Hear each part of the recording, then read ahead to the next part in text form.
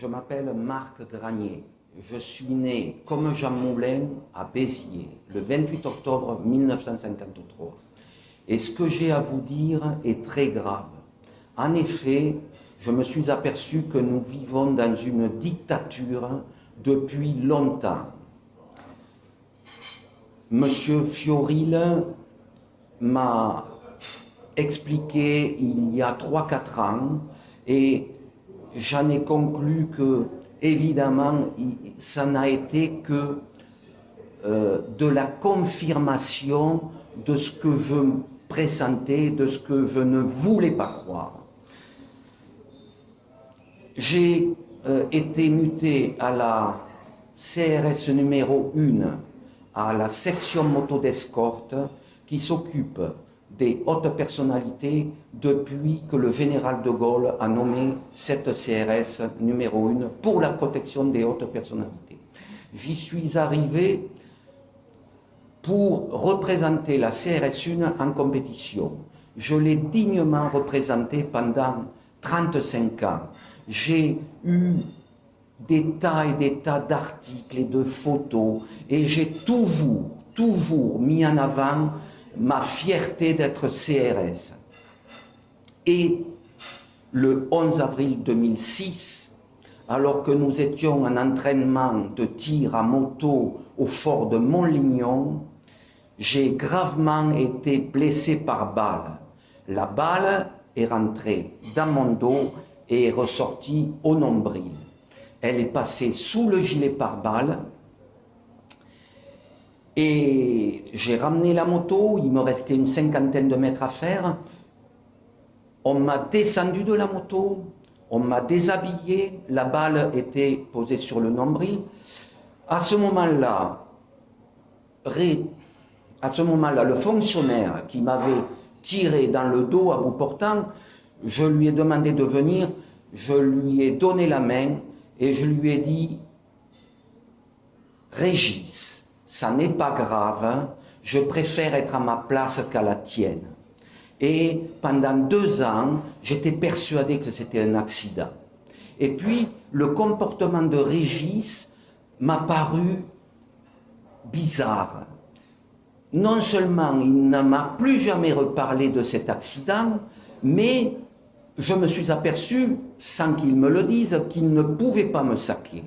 Et là, j'ai mené mon enquête. Et vite fait, je me suis aperçu que cela avait été commandité. N'hésitez pas à parler aussi de ce que vous aviez découvert de ces détournements de fonds.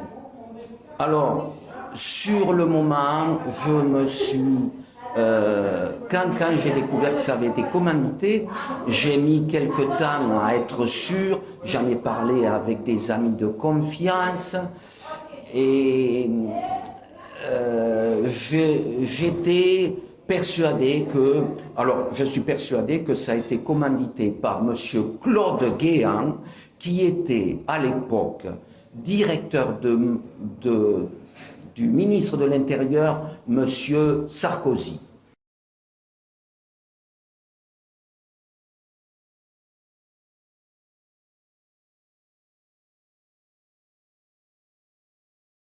Suite à la vidéo qu'on a fait avec monsieur Marc Granier, qui est le CRS que vous pouvez voir sur la vidéo qu'on a lancée avant-hier, tard, eh bien, nous avons reçu pas mal d'appels qui laissent entendre que beaucoup d'autres membres des forces de l'ordre, même des gens importants, sont prêts à dénoncer énormément de choses.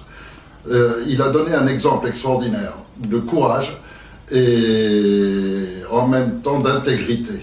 Chose que manifestement beaucoup de gens dans la police et dans la gendarmerie veulent aussi se libérer de choses qu'ils ont vues, qu'on leur a interdit de répéter, de choses qu'ils savent et qu'ils ne doivent pas dire, etc.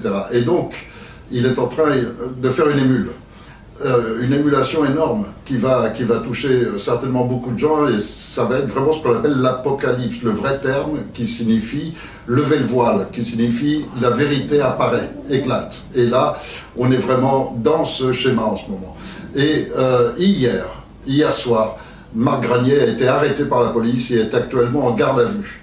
Alors le processus habituel dans ce genre de choses, c'est qu'ils arrêtent la personne, ensuite ils la droguent pour essayer de la faire passer pour fou, ils l'internent toujours avec la complicité d'un franc-maçon qui sera le psychiatre expert soi-disant, et ensuite ils vont le droguer pour réellement le rendre fou. Et ça, c'est un schéma tout à fait classique. C'est déjà arrivé malheureusement à plein de gens. Il y a plein de CRS qui, comme Laurent Cuenca par exemple, avec qui j'ai fait une vidéo il y a longtemps, qui lui-même a été victime de ce genre d'agissement.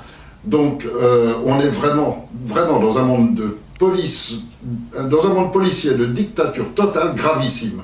Et il faut que les gens en prennent conscience. Vous vous rendez compte qu'il a fait une vidéo, il dénonce des choses, et on a un dossier complet avec toutes les preuves, avec le nom des participants.